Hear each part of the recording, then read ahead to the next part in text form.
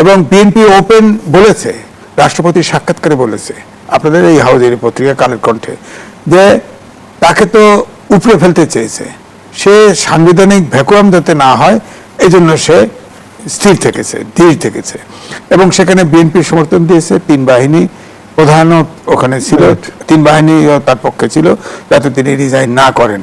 তো এখন সংসদ সামনে বসবে, 12 তারিখে রাষ্ট্রপতি সংসদ ডেকেছে, এবং এখন যে গঠন সংবিধান আছে তাতে সরকারি দলই কিন্তু তার বক্তব্যটা ভার্চুয়ালি আনঅফিশিয়ালি বলা যায়, সরকারের বক্তব্যটাই তিনি ওখানে বলবেন। এখানে রাষ্ট্রপতির নিজস্ব বক্তব্য দেওয়ার, নিজস্ব মনোভাব দেওয়ার কোনো এখতিয়ার নেই। এটা সাধারণত প্রধানমন্ত্রীর উপদেশ মতোই পরামর্শক্রমেই তিনি বক্তব্য দেন, এবং তার বক্তব্যই দেন, সরকারের বক্তব্যই দিবে। এবং সরকারের তো আপনার এই যে সালাউদ্দিন সাহেব বলেই দিছে, রাষ্ট্রপতি 12 তারিখে সংসদ অধিবেশন হবে এবং সব সংবিধান মেনেই শুরু হবে। তো এখন আমার কাছে মনে হয়েছে যে ভাইরাল হতে চায় না, ওই যে প্রধানমন্ত্রীকে চিঠি দিয়েছে রাষ্ট্রপতি যাতে ভাষণ না দেয়, এটা দিচ্ছে ব্যারিস্টার শাহরিয়ার কবির, সে এইটুকু ভাইরাল তো হতে পারবে না, এটা অপরাধ। সে তো সবসময় মিথ্যা কথা বলে, সে খামাখা একটা চিঠি দিয়ে আইন দেবে, কোর্টে দিতে পারতো, কোর্টে দেওয়া স্টে করা। আইনে যদি সংবিধান অবৈধ হয় সে তো মানে না, অভ্যুত্থান দেশ চালায়। আপনি বলেন তো দেখি, আবার দেখেন আমার কাছে আপনার গেজেটও আছে, আপনি 2016 সালে আপনার প্রধান উপদেষ্টা, ওই সময়ের প্রেসিডেন্ট, প্রধানমন্ত্রী, তত্ত্বাবধায়ক সরকারের আপনার প্রধান উপদেষ্টা এবং বিরোধী দলের নেতা, এই তিনজনের জন্য তাদের সময় শেষ হওয়ার 3 মাস পর্যন্ত তারা মানে এসএসএফ পাবে, এসএসএফ এর গার্ড পাবে। এবং এইবারে 10 তারিখে, আপনার 10 ফেব্রুয়ারি সে প্রেসিডেন্ট জানে না, সে একটা প্রজ্ঞাপন জারি করে বসে, সে এটাকে তার জন্য, ডক্টর মোহাম্মদ ইউনূসের জন্য 1 বছরের এসএসএফ এর পাড়া, এবং অতি গুরুত্বপূর্ণ ব্যক্তি তিনি 1 বছরের জন্য। এরা এখন নির্বাচিত সরকার আছে, সরকার জানে না কোনটা এন্ডোর্স হবে না, সেটা প্রথমে করা হবে, অনুমোদন করা হবে। তারপরে জুলাই জাতীয় সনদ, সেটাও বলেছে আমরা যেটা স্বাক্ষর করেছি সেটা আমরা অক্ষরে অক্ষরে বাস্তবায়ন করব। এখন জুলাই সনদের ভিতরে আছে যে দল যেটাতে নোট অফ ডিসেন্ট দিয়েছে, যেটাতে স্বাক্ষর করেছে, সেখানে বলা হয়েছে যদি জনগণের ম্যান্ডেট পায় তাহলে ওইটা তাদের মতো করে করতে পারবে। তো তাহলে যেগুলা আপনার নোট অফ ডিসেন্ট দিয়েছে সংবিধানের সাথে সাংঘর্ষিক, সেগুলোতেই তো বিএনপি নোট অফ ডিসেন্ট দিয়েছে। এখন দেখেন আপনার, আমার কাছে মনে হচ্ছে এখন ওই বিএনপির যে 31 দফা ছিল সংস্কার প্রস্তাব, সেটার ভিতরেই থাকবে, কারণ বাকিগুলো তো আপনার সংবিধানের সাথে সাংঘর্ষিক গুলো তো নোট অফ ডিসেন্ট দেওয়া আছে, সেটা বিএনপি 2/3 মেজরিটি পাইছে। ষষ্ঠ জানিয়েছিলেন যে সনদ অক্ষরে অক্ষরে প্রতিপালন করবে বিএনপি। হ্যাঁ করবে বলছে, তো বলার পরে যেটা বলছে সেটাই তো করবে। জুলাই সনদ যারা একটা শব্দ মিসিং করছেন, তারা যেটা স্বাক্ষর করেছে সেটা, আর প্রিন্টেড ফর্মে যে জুলাই সনদ প্রিন্ট করা হয়েছে সেটা আমার কাছে আছে এখনো, সেখানে প্রত্যেকটায় কোন দল কত দল কোনটায় নোট অফ ডিসেন্ট দিয়েছে সব ওখানে নোট দেওয়া আছে, যেগুলোতে আপনার নোট অফ ডিসেন্ট দিয়েছে কত দল কয় দল যেটা উল্লেখ আছে, এবং নিচে নোট লেখা আছে যে যদি এই দল নির্বাচনে ইশতেহারে দিয়ে যদি জনগণের ম্যান্ডেট পায় তাহলে সেই দল তাদের ইচ্ছা মতো এটা বাস্তবায়ন করতে পারবে। তো তাহলে যেমন উচ্চকক্ষ নিম্নকক্ষ আছে না, যদি এটা হয়, বিএনপি প্রস্তাবে ছিল আজ হয়, বিএনপি বলছে যে, আমি উদাহরণের জন্য বলছি, বিএনপি বলছে যে সংসদের সিটের অনুপাতে, আসনের অনুপাতে, আর এনসিপি জামাত বলছে, 11 দল বলছে যে না আনুপাতিক, ভোটের আনুপাতিক। তো এখন তো এটা নোট অফ ডিসেন্ট দেওয়া আছে বিএনপির, তো এখন তো জনগণের ম্যান্ডেট পাইছে 2/3 মেজরিটি, ওটা মানবে না, কি করবেন আপনি? জুলাই সনদ তো সে অস্বীকার করতেছে না, বিএনপি বলছে আমরা যেটা স্বাক্ষর করেছি সেটা আমরা হুবহু পালন করব, এবং যেটা প্রিন্টেড ফর্ম আছে সেখানে কিন্তু পরিষ্কারভাবে বলা আছে, আমার কাছে আছে, আমি পড়ে শোনাতে পারি। তারা পরিষ্কারভাবে বলছে যে নোট অফ ডিসেন্ট যে দল যেটা দিছে, কত দল সমর্থন করছে। আমরা তো জানি যে বিএনপি সংখ্যাগরিষ্ঠতা পেয়েছে এবার জাতীয় সংসদ নির্বাচনে, যে সংসদ থেকে অর্থাৎ নিম্ন কক্ষ থেকে একটা আইন তৈরি হবে, আইনটা যাবে উচ্চ কক্ষে, ওই আইনটা আলোচনা হয়ে 2 মাসের মধ্যে যদি এই ডিসিশন না হয় তাহলে এটা অটোমেটিক পাস হবে। অর্থাৎ ওই বিবেচনাতে উচ্চ কক্ষের প্রয়োজনই নেই, কারণ আসলে নিম্নকক্ষ যা করবে ওইটি আইন, এটি আলটিমেটলি, উচ্চ কক্ষ দরকার পড়ে না। তবু বিএনপি একটা উচ্চকক্ষ অ্যাকোমোডেশনের জন্য করতে চাইছে, কারণ সবগুলো দলও উচ্চকক্ষ চাইছে, দল ওখানে রেখেছে। কিন্তু প্রশ্ন হচ্ছে উচ্চকক্ষ যে প্রতিনিধি থাকবে, প্রতিনিধি দিয়ে অনেক দলের অনুপাত আছে, অনুপাতে বলা যায়, বিশেষ করে ধরেন 11 দল তারা অনুপাতে চাইছে যে ভোটের অনুপাতে উচ্চকক্ষ, তাহলে ভোটের অনুপাতে হলে তাদের উচ্চকক্ষের সদস্য সংখ্যা বেশি হবে। আরেকটা আছে যেটা ইয়েতেও আছে, মানে জুলাই সনদ না, 31 দফাই আছে যে অপোজিশন থেকে আপনার ডেপুটি স্পিকার হবে, উচ্চকক্ষ হবে, নিম্নকক্ষ। এটা তো বিএনপি ইতিমধ্যেই বলেছে, অপোজিশনকে বলে দিছে সেটা করবে।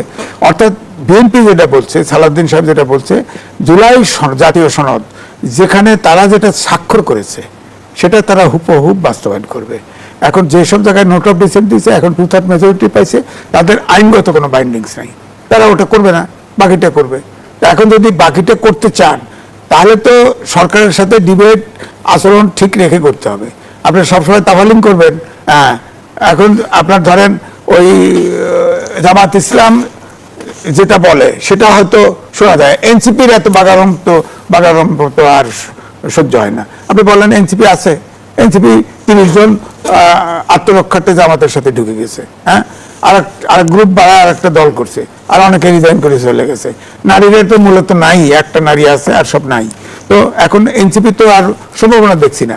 6 জন, যেমন আমি বনশ্রীতে থাকি, ওখানে নাহিদ ইসলামের বাড়ি, একটা লোক আমাকে সবাই চেনে, একটা এ পর্যন্ত উদাহরণ পাই নাই যে নাহিদকে ভোট দিয়েছে, কিন্তু এমপি হয়ে গেছে সে। এখন মেটিকুলাস ডিজাইন না কিভাবে হয়েছে জানি না, সে তো এমপি হয়ে গেছে। এখন এই জন্য বলছি যে তারপরে 6 জন হয়েছে, 6 জন, এটা এনসিপি থাকতে পারে, ধৈর্য ধরে যদি থাকে, এটা আপনার অভ্যুত্থানের একটা ব্র্যান্ড ভ্যালু আছে। যদি এখনো আমি বলবো যে 3 জন উপদেষ্টা ছিল, উপদেষ্টা তো এখন নাই ছাত্রদের মধ্যে, তো তারা যদি আলাদা একটা প্রেশার গ্রুপ হিসেবে অর্গানাইজ হয়, সেই সুযোগ তো নাই আর এখন। কারণ আমি তো মনে করি জামাত তো একটা বোয়াল মাছ, ছোট মাছ যা যাবে পেটের ভিতরে হজম হয়ে যাবে। এবং জামাত আপনার দেখেন বিএনপির ভিতরে, আমি তো পরিষ্কারই বলি যে গুপ্ত জামাত বিএনপির ভিতরে কমপক্ষে 20% আছে। অনেকে বলে জামাত এত ভোট পাইলো কোথায়, বিএনপি 20% পাইছে, অন্যরাও দিছে, হিন্দুরাও ভোট দিছে, সবাই ভোট দিছে, সুবিধা বুঝে বুঝে ভোট দিছে। বিএনপির ভিতরে জামাত আসলে কিভাবে গুপ্তভাবে অবস্থান করতেছে গুপ্তভাবে? ছাত্রলীগের ভিতরে কেমনে ছিল? হেলমেট বাহিনী হয়েছিল তো, ছাত্রলীগের পদধারিত্ব ছিল, সব দলের মধ্যে আছে, গুপ্তভাবে আছে। এই জন্য আমি বলি বিএনপিতে, আমি বড় সবসময় বলি বিএনপি একটা মধ্যপন্থার দল, মুক্তিযোদ্ধাদের আশ্রয়ের রাখার দল, জাতীয়তাবাদী দল, এই দল তো থাকতে হবে। নইলে আপনি দেখেন যে আমার ক্ষমতা আসলে তো আমাদের একদিক থেকে ভালোই হতো, তাহলে আমরা জান্নাতের টিকিট পেয়ে যেতাম। এখন জামাত যে ফাটাবাসের চিপায় পড়ছে, এনসিপি যে ফাটাবাসের চিপায় পড়ছে, আওয়ামী লীগের লোকরা বেল পাচ্ছে, হ্যাঁ, আওয়ামী লীগের অফিস খুলতেছে, আওয়ামী লীগ যদি রাস্তায় নেমে যায় তাহলে তো আমাদের জান্নাতের টিকিট চলে যাবে। জান্নাতের টিকিট কার কাছে পাবো বলেন? হ্যাঁ, জামাতকে এবং এনসিপি কে ঠিক করার জন্য আওয়ামী লীগ, মধ্যপ্রাচ্যে যে সকল রাষ্ট্রগুলো রয়েছে যেখানে আসলে গণতন্ত্র কার্যত মূলত একনায়কতন্ত্রের উপরে চলে এবং সেখানে একটা গুরুত্বপূর্ণ ভূমিকা পালন করে। আমাদের দেশে 75-এর 15ই আগস্টের পরে রাষ্ট্র পরিচালনায় সেনাবাহিনীর খুবই গুরুত্বপূর্ণ ভূমিকা। সেনাবাহিনী যেটা চেয়েছে সেটাই সবসময় হয়েছে। গত 17টি মাস ধরে ডক্টর মোহাম্মদ ইউনূস কি চেয়েছেন, কি করেছেন, ডাজ নট ম্যাটার, কিন্তু সেনাবাহিনী যেটা চেয়েছে আসলে শেষমেশ সেটাই হয়েছে। যেমন এই নির্বাচনটি ডক্টর মোহাম্মদ ইউনূস তারা তো ডিউ টাইমে দেওয়ার ব্যাপারে তাদের অত আগ্রহ ছিল না, এটা আমরা সবাই জানি। কিন্তু সেনাপ্রধান জনাব ওয়াকারুজ্জামান তিনি ডিটারমাইন্ড ছিলেন যে ডিসেম্বরের মধ্যে নির্বাচন হবে। তো তারেক রহমান সাহেব আসলে জনাব ডক্টর মোহাম্মদ ইউনূসকে এহসান করেছেন, মানে তার প্রতি ভালো ব্যবহার করেছেন। যদি তা না হতো, তিনি যদি জেনারেল ওয়াকারুজ্জামানের সাথে ওই সময় চাইতেন তাহলে হয়তো 2025 সনের ডিসেম্বর মাসে কিন্তু নির্বাচন হয়ে যেত, এটা দিতে বাধ্য হতো। তো যেটা বলছিলাম, এই কথা বলার অর্থ হলো যে পুরো সময়টা গত 17 মাস ধরে রাষ্ট্রপতি শাহাবুদ্দিন চুপ্পুকে সরানোর জন্য ডক্টর মোহাম্মদ ইউনূস, তার লোক, এনসিপি, জামাত সবার একটা প্রাণান্ত চেষ্টা ছিল। এবং সাথে সাথে তাদের যে সকল বিদেশি ইউটিউবার টিউবার যারা আছে তারা রাষ্ট্রপতিকে ঘিরে যে সকল মানে প্রচার চালাচ্ছিল, সেক্ষেত্রে প্রথমত যে সেনাবাহিনী বা ক্যান্টনমেন্ট যদি তার সঙ্গে না থাকতো এটা একেবারে অসম্ভব ছিল, তিনি সেখানে থাকতে পারতেন না। আর বিএনপির যে পলিটিক্যাল স্ট্যান্ড, আমার কাছে যেটা মনে হয় বিএনপিও এই সেনাবাহিনীর যে ডিজায়ারটা এটাকে কমপ্লাই করেছে। এটা কমপ্লাই করেছে কারণ হলো রাজনীতি কতগুলো সমীকরণ আছে। এখন যদি অন্য সব দলের মতো সেই বিএনপিও যদি রাষ্ট্রপতির অপসারণ চাইতো, তাহলে সেখানে দেখা যেত যে পলিটিক্যাল পার্টিগুলো আর তার সঙ্গে সঙ্গে ক্যান্টনমেন্টের মধ্যে যে সমীকরণটা এখন আছে সেটা থাকতো না। তো যার জন্য রাষ্ট্রপতি মূলত একটা ডিপ্লোমেসির মধ্যে পড়ে গিয়ে সে সেনাবাহিনীর আকণ্ঠ সমর্থন পেয়েছেন এবং এখনো পর্যন্ত টিল নাও আমার কাছে মনে হচ্ছে যে রাষ্ট্রপতির ব্যাপারে সেনাবাহিনীর একটা গুরুত্বপূর্ণ ভূমিকা আছে, পজিটিভ ভূমিকা আছে। আর যেহেতু এই যে একটা নির্বাচন হলো, জনাব তারেক রহমান সাহেব প্রধানমন্ত্রী হলেন, এখানে যতই ম্যাট্রিকুলার ডিজাইন বলেন, যতই ইঞ্জিনিয়ারিং বলেন না কেন, এটা সবাই যে এখানে সেনাবাহিনী চেয়েছে যে জনাব তারেক রহমান সাহেব বাংলাদেশে আসুন, রাজনীতির একটা সমতা বজায় করুন, একটা ভালো নির্বাচন হোক, নির্বাচনের মাধ্যমে তিনি ক্ষমতায় আসেন। আদারওয়াইজ দেশটা যেভাবে জঙ্গিবাদের দিকে চলে যাচ্ছিল এবং হাদি নিহত হওয়ার পর তাদের যে মাস্টার প্ল্যান ছিল সব কিছু তছনছ হয়ে যেত, এভরিথিং তছনছ হয়ে যেত। ঠিক ওই সময়টাতে সেনাবাহিনীর যে সকল কর্তারা গুরুত্বপূর্ণ ভূমিকা পালন করেছেন এবং এখানে দেশি বিদেশি, এখানে ইউকের শক্তি আছে, আমেরিকার শক্তি আছে, এমনকি দিল্লির গ্রিন সিগন্যাল আছে। আদারওয়াইজ তারেক রহমান সাহেব আসতে পারতেন না বা আসতেন না। তো এগুলো সবই আসছে এবং সেই সকল কর্মকাণ্ডে কিন্তু রাষ্ট্রপতিরও একটা প্রচ্ছন্ন যাকে বলা সমর্থন ছিল। কি আমাদের নির্বাচন কিংবা রাজনীতিতে এখনো ভূ রাজনীতির খেলা চলছে? আমি সেই প্রশ্নটি আপনার কাছে রেখে যেতে চাই। আবারও বিরতির সময় হয়েছে। দর্শক, জনতন্ত্র গণতন্ত্রের এই পর্যায়ে আবারও বিরতি নিচ্ছি। আবারও আমন্ত্রণ, দেখছেন জনতন্ত্র গণতন্ত্র, নিবেদন করছে আড়াইসিল স্টিল। আমরা আবারও ফিরছি আলোচনায়। জনাব গোলাম আল্লাহ রনির, আপনি বলছিলেন নির্বাচনের আগের প্রসঙ্গ তুলে ধরে যুক্তরাষ্ট্রের প্রসঙ্গে বলছিলেন, ভারতের প্রসঙ্গে বলছিলেন। আমি প্রশ্ন রেখেছিলাম যে আমাদের রাজনীতি নিয়ে কি এখনো ভূ রাজনীতির খেলা চলছে কিনা? মূল ব্যাপার হলো কি, আমাদের এই গত 17টি মাস রাজনীতির অনেকগুলো জটিলতা ছিল এবং একটার সঙ্গে আরেকটা মেলানো যায় না। প্রতিদিনই পরিস্থিতির প্রেক্ষাপট পরিবর্তন হয়েছে। আমরা গতকাল যেটা ভেবেছি আজকে দিনে সেটা পাল্টে গিয়েছে। That was the reality. কখনো মনে হয়েছে যে ডক্টর মোহাম্মদ ইউনূস হয়তো 5 বছর 10 বছর থেকে যাবেন, কখনো মনে হয়েছে উনি হয়তো কালকে থাকতে পারবেন না, কখনো মনে হয়েছে নির্বাচন হবে, আবার কখনো মনে হয়েছে নির্বাচন হবেই না। তো এর মধ্যে যখন অলানা ছাড়েন এই নির্বাচনটা হয়ে গেল, তারেক রহমান সাহেব আসলেন, এটা অনেকটা রাজনীতিতে অনেকটা সুনামির মতো, অনেকটা ভূমিকম্পের মতো। It was unexpected. Even Tarique Rahman সাহেব বড় বড় যারা পলিটিক্যাল অ্যানালিস্ট রয়েছেন তারাও বলার চেষ্টা করেছেন যে 25 তারিখ উনি আসবেন না, 25 তারিখ উনি আসবেন না, আসুক তারপর দেখা যাবে। কিন্তু আলটিমেটলি তিনি যখন আসলেন, আসার পর একটা নির্বাচন হলো, আমরা এখন পর্যন্ত মানে আত্মস্থ করতে পারতেছি না। তারেক রহমান সাহেবকে দেখে মানে সবাই মনে করছে তিনি হয়তো সেই বিএনপির ভারপ্রাপ্ত চেয়ারম্যান তারেক রহমান, তিনি যে ইতিমধ্যে প্রধানমন্ত্রী হয়ে গেছেন। গত 17 মাসে যারা নিজেদেরকে প্রধানমন্ত্রী রূপে চিন্তা করেছেন, নিজেদেরকে ক্ষমতার প্রতিভা মনে করেছেন, দণ্ড এবং মুন্ডের অধিকর্তা মনে করেছেন, তারা ভাবতেই পারছেন না যে লন্ডনে বসে স্কাইপিতে বসে একটা লোক 17 বছর কথা বলেছে, একটা ফ্লাইং শার্ট পরে, ইন করে না, তারপর হাতে ভাঁজ করে নর্মাল চলাচল করে, এ আবার প্রধানমন্ত্রী হয় কি করে? তারপর সে নিজের গাড়িতে চলে, মানে পেট্রোল নেয় না, কিছু নেয় না, রাস্তাঘাটে যার তার সাথে হ্যান্ডশেক করে, যেখানে সেখানে গাড়ি থামিয়ে দেয়। এটা কি ধরনের প্রধানমন্ত্রী? প্রধানমন্ত্রী হবে শেখ হাসিনার মতো, যেদিকে তাকাবে তো লালে লাল হয়ে যাবে, মানে এরকম অবস্থা। তো এই জিনিসগুলো আত্মস্থ হতে আরো সময় নেবে।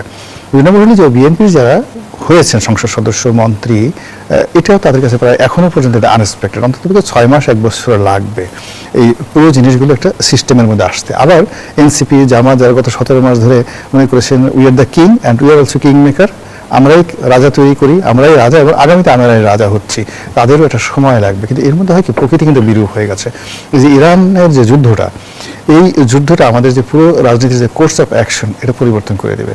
আপনি ধরুন যে হরমুজ প্রণালী বন্ধ হওয়ার কারণে তেলের মূল্য পার ব্যারেলে প্রায় অলমোস্ট 2 গুণ হয়ে গেছে। 10% বেড়ে গেছে। 10% শুধু ইন্টারন্যাশনাল মার্কেটে, আরব মার্কেটে, অর্থাৎ $70 ছিল ক্রুড অয়েল পার ব্যারেল, এখন সেটা হয়ে গেছে $130 আজকে দিন পর্যন্ত।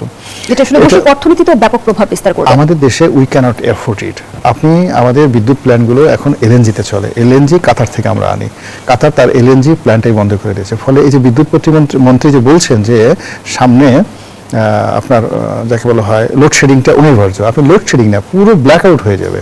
আপনার যদি মানে আপনি এলএনজি তো নাই, যারা এলএনজি আপনি কাতার থেকে আনেন, আর চোরাই পথে আপনি আনতেছেন ইরান থেকে, এর সাথে আপনার এলএনজি নেই। তো আপনি এলএনজি নির্ভর যে আমাদের যে প্ল্যান্টগুলো আছে সেগুলো আপনি কিভাবে চালাবেন? পেট্রোলিয়ামের দাম $70 করে বাংলাদেশ যদি আনে, আমাদের যে ডিজেল, যে পরিমাণ ডিজেল যাচ্ছে, এটা যদি $200 হয়ে যায়, এই সরকার 15 দিন চালাতে পারবে না সাবসিডি দিয়ে, তাকে সঙ্গে সঙ্গে প্রাইস বাড়াতে হবে। এখন যে ডিজেলের দাম আছে ধরুন 100 টাকা, এটা যদি মানে 300 টাকা হয়ে যায়, 250 টাকা হয়ে যায়, আপনি মুহূর্তের মধ্যে কে জামাত, কে এনসিপি, কে প্রধানমন্ত্রী, কে বিএনপি, কবে সংসদ, 12 তারিখ তো অনেক দূরে। পুরো জিনিসগুলো, অর্থাৎ এই টোটাল জিনিসগুলো সরকারের এখন যে ফাইন্যান্সিয়াল অবস্থা, তারা মূল্য না বাড়িয়ে এটা এফোর্ড করতে পারবে না। আসলে এই যুদ্ধের উপরে সবকিছু নির্ভর করতেছে এখন। জনাব এম এ আজিজ, বৈশ্বিক রাজনীতি আমরা দেখছি যে চরম উত্তেজনা এবং যুদ্ধান্দেহী অবস্থা, এবং ইরান ইসরায়েল যুদ্ধ, পাকিস্তান আফগানিস্তান যুদ্ধ, এর প্রভাব আসলে বাংলাদেশে কিভাবে পড়বে, কোন কোন ক্ষেত্রে পড়বে? প্রধানত পড়বে যে আপনার আমাদের প্রবাসী আছে, মিডল ইস্টে বেশি, মিডল ইস্টে তারা তো ইতিমধ্যে মারাও গেছে কয়েকজন, এই প্রবাসীরা যেতে পারছে না, আমাদের প্লেন সব বন্ধ, যেতে পারতেছে না, সামনে ওমরা আছে, ওমরার সময় লোক যায়, যেতে পারছে না, এটা একটা, এটা আমি মনে করি এটা অল্প অল্প সমস্যা, কিন্তু মেজর সমস্যা যে হরমুজ প্রণালী যদি বন্ধ হয়ে যায়, বন্ধ হয়ে গেছে। হ্যাঁ বন্ধ হয়ে যায়, বন্ধ হলে ধরেন যেটা দুইভাবে এক্সপেক্ট করা হচ্ছে, একটা হচ্ছে যে আপনার ইরানের ব্যালিস্টিক মিসাইল আছে 2500 থেকে 3000, হ্যাঁ, তো এটা তো ইতিমধ্যে ধরেন বিভিন্ন আমেরিকান ঘাঁটিতে কিন্তু ব্যবহার করা হয়েছে, যার ফলে আবার এদিকে ইসরায়েলেও মারা হয়েছে, কিছু ড্রোন হামলা করা হয়েছে, ইসরায়েলের কিন্তু মাটির বহু নিচে আপনার মানে তাদের জীবন রক্ষার ব্যবস্থা করা হয়েছে, গুহার ভিতরে লোকজন বাস করতেছে।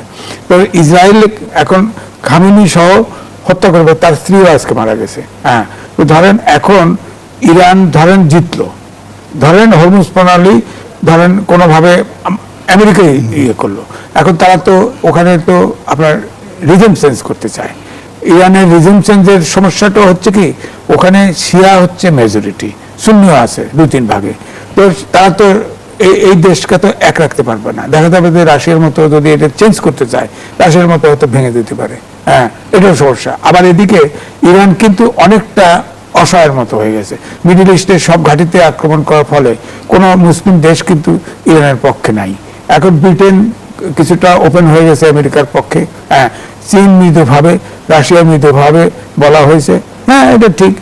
ট্রাম্প যে পাগলাপাগলি কাজ আপনি দেখেন, সেই নরিয়েগা, লিবিয়ার গাদ্দাফি, ইরাকের সাদ্দাম, এগুলো সবাইকে আপনার নির্দোষ ব্যক্তি, সাদ্দামকে তো বলা হয়েছে যে মাটির ভিতরে অ্যাটম বোম টোম আছে, আসলে কিচ্ছু নাই, তাকে মেরে ফেলছে, কারণ সে ওই কুয়েত দখল করছিল, হ্যাঁ, এই কারণে তার প্রতিশোধ গেল।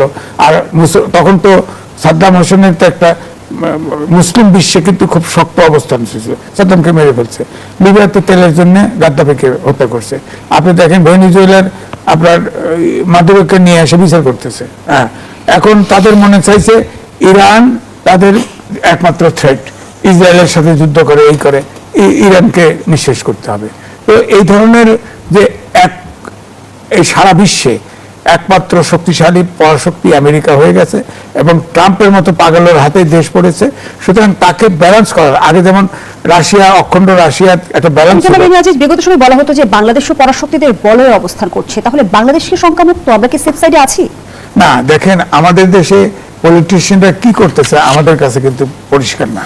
আমি কিন্তু আগেও লিখেছি যে ভূ রাজনীতির ফাঁদে বাংলাদেশ, এখন আমার কাছে মনে হয়েছে, কারণ ইংলিশ সরকার গোপন চুক্তি কি করে রাখছে ওর ভিতরে এ পর্যন্ত তো নাই। এ তো রাষ্ট্রপতি বলছে না যে সাধারণত সাংবিধানিক বাধ্যবাধকতা, সে সরকার প্রধান, সংবিধান অনুযায়ী ওত নিয়েছে, সংবিধান সম্মত 148 ওত নিয়েছে, কিন্তু এই 18 মাস ক্ষমতায় ছিল, কোনোদিন রাষ্ট্রপতির সাথে দেখা করেনি এবং অনেক প্রজ্ঞাপন জারি করা হয়েছে, আদেশ জারি করা হয়েছে, সে জানেও না। এমনও হয়েছে সে দাওয়াত পেয়েছে বিদেশে, প্রেসিডেন্ট কনফারেন্সে কোন দেশে, ওখান থেকে চিঠি লিখে পাঠাইছে যে তিনি অসুস্থ, তিনি যাবেন না, সেটাতেও তাকে স্বাক্ষর করতে হয়েছে, এরকম অবস্থা। সুতরাং এদিকে দেখেন অধ্যাদেশ জারি করছে, সে মানে 2000